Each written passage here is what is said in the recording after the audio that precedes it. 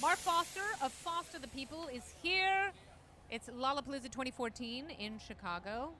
Welcome, Mark. It's good to see you, Kennedy. I feel like I have seen you in so many different stages of your musical career.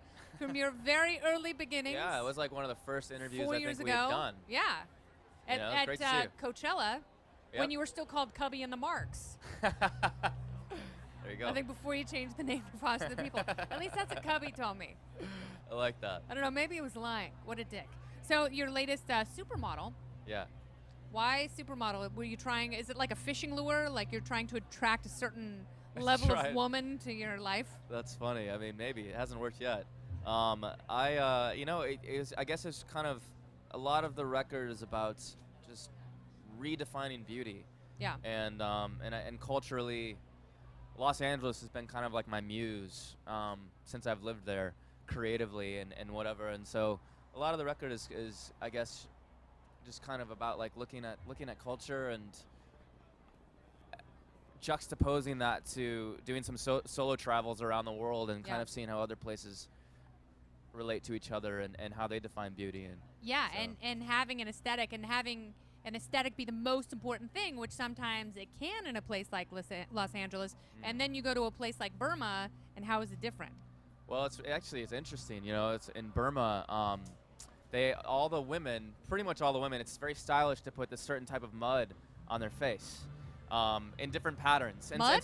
And some of the guys do it too. Yeah, mud. Wow. It's like a tan, like a light tan mud, and I guess it's for somewhat for sunblock, somewhat for like exfoliation. Sure. It serves multi-purposes. Yeah, but, I know that you can put a clay mask on and pull out Yeah, totally. the harshness in your skin. Well, they wear it every day there, and so that was like one thing right away where the place just stands out.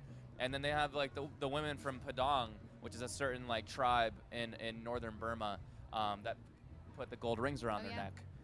So there's some really interesting. I love countries that have like a very established sense of what their identity is, and it's almost like they've been kind of untouched because they've been kind of closed off for a while, to where people just got to develop without a ton of outward influence from the rest of the world, and you know, people are just interesting. They're gonna do interesting things if you just like leave them to their own devices. And there's something really beautiful about that, but at the same time, people in Burma were super oppressed. Totally. And now it's more open. Yeah.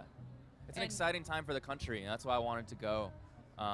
You know, it's I think they opened up their borders about 4 years ago, and it's unbelievable. I mean, it's still, you know, I was talking to one of the locals about the situation. He was a guide, and we'd kind of become friends, and so I felt comfortable enough to kind of bring up the politics there and just pick his brain a bit. Yeah. And he was just talking about Aung San Suu Kyi and just how she is like the great hope for that country, but that right now constitutionally she can't run for president because she married an Englishman. And he was just like, please go back to your country and like tell people about this and like pray for Burma. Like we need her to like be our leader because she's kind of their great hope. And so that's awesome. Yeah, it's like it's very exciting. There's still a lot of things that are very unsure, but I think that there's a lot of hope for that country. The most friendly people I've ever met.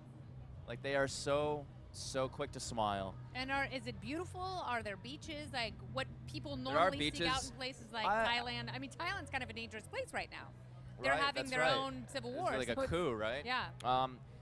Burma is on a coast. I didn't get to go to the beach. I went to spent some time in the city. I went to this place called Bagan, which has the most temples per square foot out of any city in the world. Yeah. I think there's like 3,200 temples. Wow. And it's Buddhist? Buddhist. Wow. And yeah. And speaking of art and aesthetics Yeah. and buildings in our country, you had this great mural. Yes. In Los Angeles. Yes. And they're painting over it. They painted over it yesterday. It's all done. Okay, because I saw the process of them slowly going over it. But that is heartbreaking, and the mayor of Los Angeles actually got involved. Yeah, it's been kind of an amazing experience actually, because you know, basically a month ago, city told us we've been going back and forth and eventually there's like, you know, the mural has to come down. Yeah. And it was put on a historical building, which we didn't know. Permits, all the bureaucracy, everything. Los Angeles was built in like 1940. There's nothing really historical there. Well, there's a historical preservation society, and they have a voice.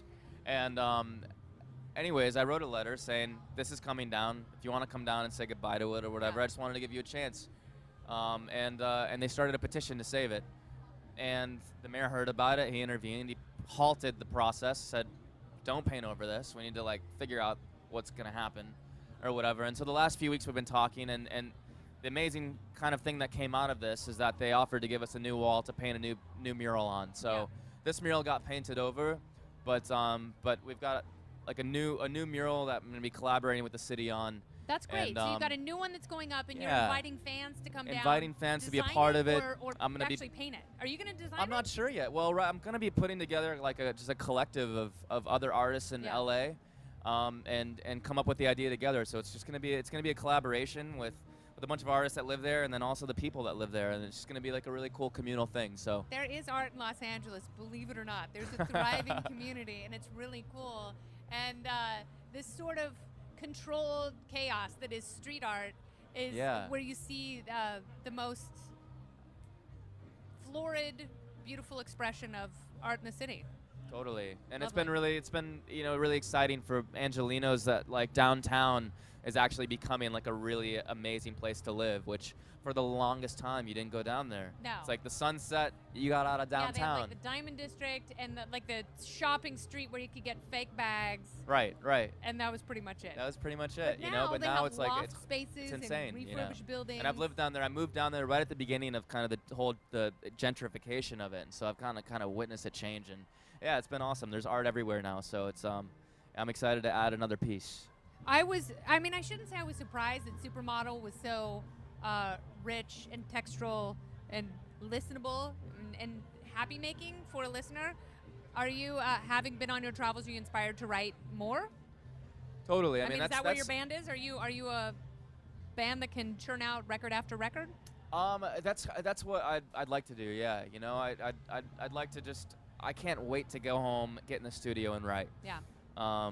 Traveling's probably the best thing for me as an artist, inspiration-wise. I feel like I just feel alive, and I feel like I love meeting people. I love sharing experiences, and especially when there's no words and a smile is all you've got. It's like there's so much communicated through eyes and just through gestures, and you realize we're primates. I mean, you realize that we are signaling creatures.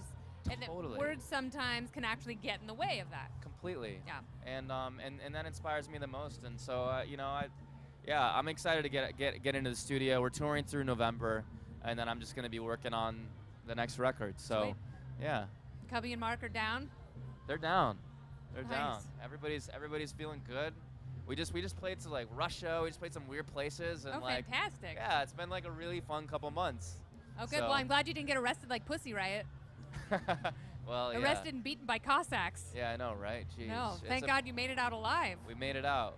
You could feel it there too. It's like I could feel at the show. I could feel the eyes. Yeah. It's but the people there are amazing. That's why music is so important. Yeah. Because that's the way people are going to break through. Mark Yeah. Foster, Boss of the People, 6:15. You'll be on this stage that we can hear and see the Samsung Galaxy stage at Lollapalooza 2014. Great chatting with you. So nice to talk to you. Thank you for coming by. All right, thanks. Absolutely. Hello.